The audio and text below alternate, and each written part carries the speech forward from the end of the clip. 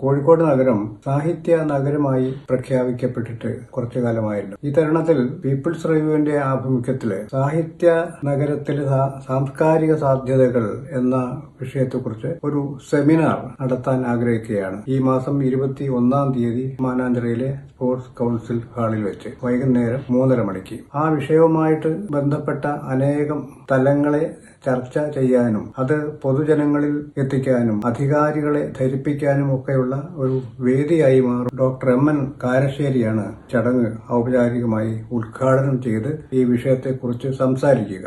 ഈ ചർച്ചയിൽ വളരെ പ്രഗത്ഭരായ കോഴിക്കോടിന്റെ മഹത് വ്യക്തികൾ പങ്കെടുക്കുന്നുണ്ട്. നിങ്ങൾ എല്ലാവരും പരിപാടിക്ക് പങ്കെടുക്കുക എന്നാണ് എനിക്ക് പറയാനുള്ളത്. കാരണം സജീവമായ ഒരു ചർച്ചാ വിഷയമായി നമുക്ക് മാറ്റിയെടുക്കണം.